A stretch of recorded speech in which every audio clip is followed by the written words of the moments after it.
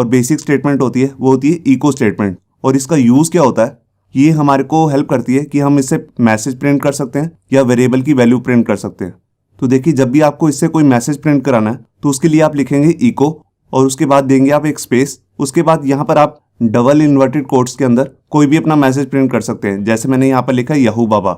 आप double inverted quotes की जगह सिंगल इन्वर्टेड कोट्स भी ले सकते हैं। और अगर आप एक ही साथ बहुत सारे मैसेजेस दिखाना चाहते हैं एक ही लाइन के थ्रू तो वो भी आप कर सकते हैं। उसके लिए आपको दो अलग अलग मैसेजेस के बीच में कोमा डालना पड़ेगा। देखिए, जैसे हमने यहाँ पर एक मैसेज लिया याहू, फिर उसके बाद कोमा, फिर दोबारा से इन्वर्टेड कोट्स के अंदर बाबा लिख दिया।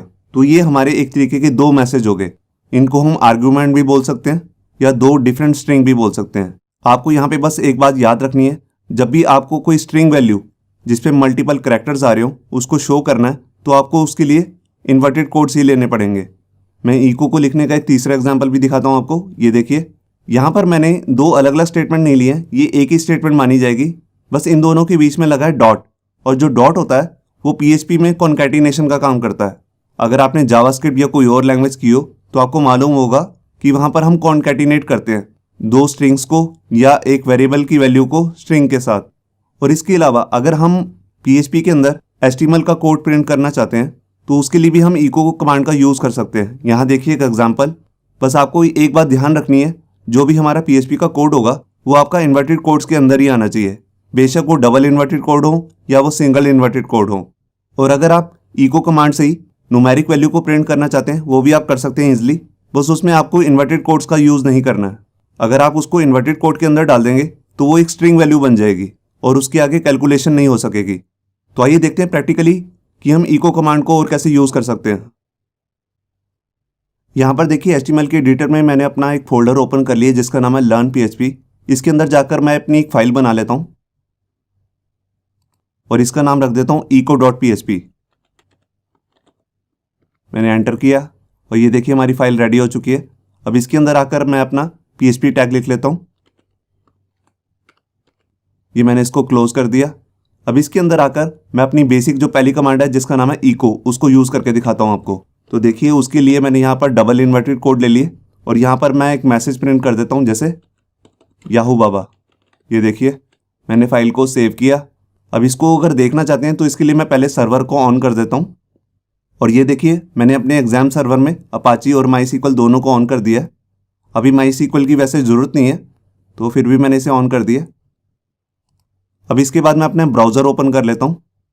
ये देखिए मैंने अपना ब्राउज़र ओपन कर लिया और यहाँ पर मैंने लोकल होस्ट लिखा है, उसके बाद जो अपना फोल्डर है लर्न PHP उसको ओपन किया हुआ है। तो यहाँ पर मैं पेज को रिफ्रेश करता हूँ और ये देखिए यहाँ पर हमने जो अभी फाइल बनाई है eco.php वो एग्जिस्ट कर रही है यहाँ पे। अब मैं इस पर क्लिक करता हूँ और ये देखिए जैसा कि हमने उसके अंदर प्रिंट किया था याहू बाबा, वैसे ही यहाँ पे दिख रहा है। अब मैं आपको और एग्जांपल दिखाता हूँ। जैसे मैंने यहाँ पर अभी डबल इन्वर्टेड कोड लिए थे तो उसकी जगह अब मैं सिंगल इन्वर्टेड कोड डाल देता हूँ। मैंने फाइल को सेव किया और यहाँ ब्राउज़र में आके पेज को रिफ्रेश किया और ये देखिए अभी भी हमारा मैसेज जो है डिस्प्ले हो रहा है। अब इसके बाद मैं आपको एक एग्जांपल और दिखाता हूँ। यहाँ पर मैं राउंड ब्रेसेस का यूज़ भी कर सकता हूँ। तो देखिए ये मेरी स्टार्टिंग राउंड ब्रेसेस होगी और यहाँ पर मैंने एंड कर दिया इसका। मैं ऐसे भी यूज़ कर सकता हूँ इको के बाद, बस आपकी यहाँ पर स्पेस होनी चाहिए। मैंने फाइल को सेव किया और फाइल को रिफ्रेश किया। ये देखिए अभी भी हमारा मैसेज जो है वो डिस्प्ले हो रहा है, उसमें कोई भी एरर नहीं आई है। अब मैं आपको मल्टीपल वैल्यूज़ को डाल के दिखाता हूँ। तो उसके लिए मैं यहाँ पर डबल इन्वर्टेड कोड ही ले लेता हूँ और यहाँ पर भी कोमा का यूज़ करूँगा। उसके बाद मैंने यहाँ पर अब देखिए मेरे पास दो अलग अलग वैल्यूज़ हो गई हैं। याहू एक अलग स्ट्रिंग है, उसके बाद मैंने कोमा का यूज़ किया और बाबा एक अलग स्ट्रिंग है। अब ये पूरा एक स्ट्रिंग नहीं है, ये दोनों अलग अलग वैल्यूज़ हैं, मगर जब हम इसे इको करेंगे तो ये एक से ही दिखेंगे अभी हमारे को। देखिए मैंने ब्राउज़र में ओपन करता हूँ और ये देखिए मैंने फाइल को रिफ्रेश किया और ये देखिए अभी भी हमारा मैसेज जो है वो डिस्प्ले हो रहा है। मैं इस तरह जितनी मर्जी वैल्यूज़ आगे कोमा लगा के देना चाहूँ दे सकता हूँ। अब मैं यहाँ पर आपको कॉन्कैटिनेशन का यूज़ करके दिखाता हूँ। यहाँ पे मैं डॉट भी लगा सकता हूँ। ये देखिए मैंने जैसे यहाँ पर डॉट का यूज़ कर लिया। अभी मैंने फाइल को सेव किया और यहाँ पर फाइल को रिफ्रेश किया। देखिए अभी भी हमारा स्ट्रिंग जो है वो डिस्प्ले हो रहा है। यहाँ पर मैं एक बात क्लियर करना चाहता हूँ कि कोमा और डॉट में डिफरेंस है। जो डॉट है वो इन दोनों को एक ही स्ट्रिंग बना देता है, मतलब कि कॉन्कैटिनेशन कर देता है। कॉन्कैटिनेशन का मतलब होता है जोड़ना। मगर कोमा क्या है, वो एक सेपरेट वैल्यूज लेता है, मतलब कि याहू अलग, कोमा, बाबा अलग। अब मैं इसके अंदर आपको एचटीएमएल टैग का यूज़ करके दिखाता हूँ। तो देखिए मैंने यहाँ पर बी टैग ले लिया और यहाँ पर लास्ट में बी टैग को क्लोज कर देता हूँ। और ये देखिए मैंने फाइल को सेव किया और ये देखिए यहाँ पर हमारा स्ट्रिंग जो है वो बोल्ड हो चुका है। मैं इसकी जगह कोई भी हेडिंग ले सकता हूँ। देखिए यहाँ पर मैं H1 ले लेता हूँ और H1 को क्लोज कर दिया। मैं मल्टीपल टैग्स भी डाल सकता हूँ एक ही स्टेटमेंट के अंदर। तो देखिए उसके लिए मैंने यहाँ पर आई टैग को स्टार्ट कर लिया और यहाँ पर आई टैग को क्लोज कर देता हूँ। मैंने फाइल को सेव किया और ये देखिए यहाँ पर जो हमारी हेडिंग 1 है वो इटैलिक भी हो रही है। अब इसके साथ मैं आपको दिखाता हूँ कि मैं यहाँ पर इको में न्यूमेरिक वैल्यू का भी यूज़ कर सकता हूँ। तो देखिए जैसे मैंने यहाँ पर ले लिया 2358, मैंने कोई भी ऐसे रैंडम वैल्यू उठा लिया। मैंने फाइल को रिफ्रेश किया और ये देखिए यहाँ पर हमारी न्यूमेरिक वैल्यू प्रिंट हो रही है।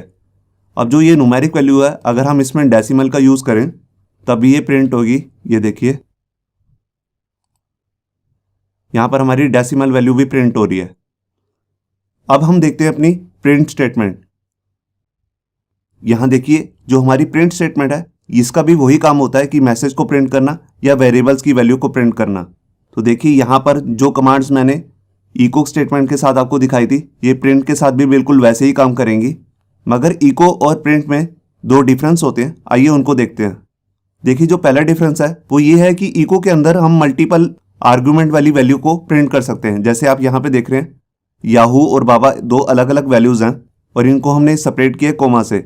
इसको जैसे मैंने अभी आपको प्रैक्टिकल में दिखाया था कि ये प्रिंट प्रॉपरली वर्क कर रहा था, मगर अगर हम यही काम प्रिंट स्टेटमेंट से करेंगे तो ये बिल्कुल गलत हो जाएगा, क्योंकि जो हमारी प्रिंट स्टेटमेंट होती है ये हमारे को ऐसा अलाउड नहीं करती कि हम इसमें मल्टीपल वैल्यूज़ को प्रिंट कर सकें एक साथ। और उसके अलावा जो यहाँ पर एक मेन डिफरेंस है इको और प्रिंट में कि जो हमारी इको स्टेटमेंट है वो फास्टर है प्रिंट स्टेटमेंट से। इसी कारण जो PHP के मैक्सिमम डेवलपर्स हैं वो इको स्टेटमेंट को ही यूज़ करते हैं, ना कि प्रिंट स्टेटमेंट को।